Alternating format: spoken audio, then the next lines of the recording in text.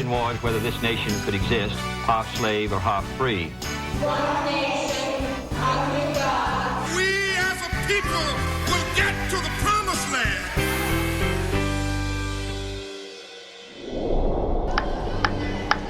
If you grew up in the 50s, maybe you had roller skates, a jump rope, or Buster Brown shoes just like these.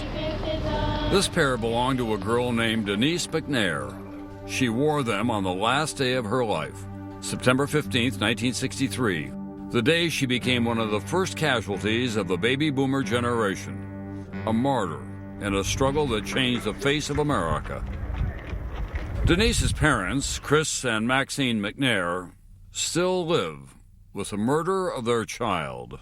The mere fact that it happened when it happened, it still baffles me to this day. Do you find any comfort in the fact that this horrendous, hateful, cowardly act that cost you your daughter's life in some way brought the kind of change that was overdue in America? That had to happen in order for changes to be made.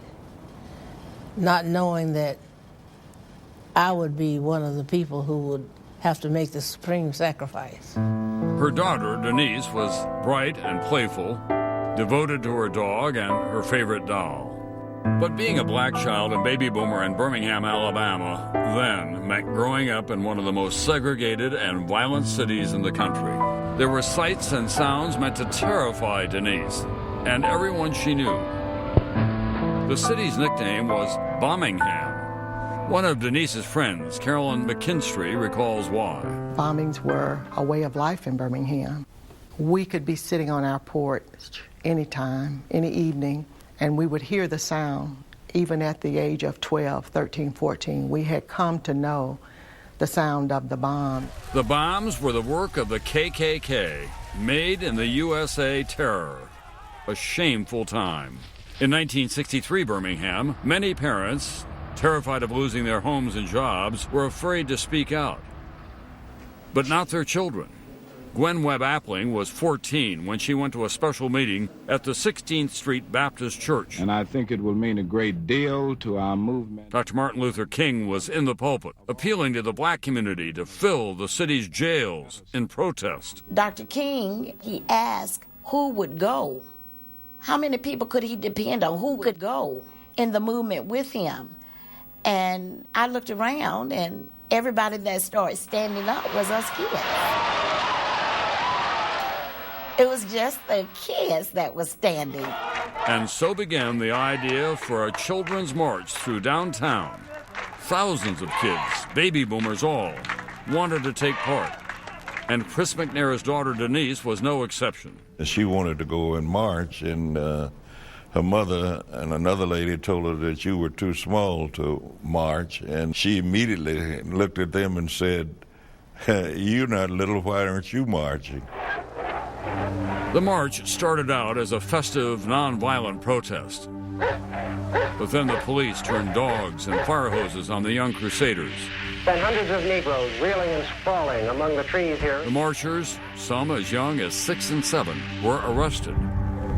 But the courage of these baby boomers, witnessed by millions across the country on network television news, had a powerful effect. A week later, business owners in downtown Birmingham agreed to desegregate lunch counters, restrooms, and water fountains. The movement kept gaining momentum. That summer, the whole world was listening as Dr. King shared a dream. My poor little children will one day live in a nation where they will not be judged by the color of their skin, but by the content of their character. I have a dream today. A few days after the March on Washington, Birmingham schools were desegregated. But with all the hope in the air, hate did not disappear. White fanatics are calling for physical resistance. The city is determined to maintain order. Birmingham's racial troubles have not yet run their course. On Sunday morning, September 15th, Denise McNair and 3 of her friends, Addie Mae Collins, Carol Robertson, and Cynthia Wesley, were preparing to take part in the youth service at the 16th Street Baptist Church. The sermon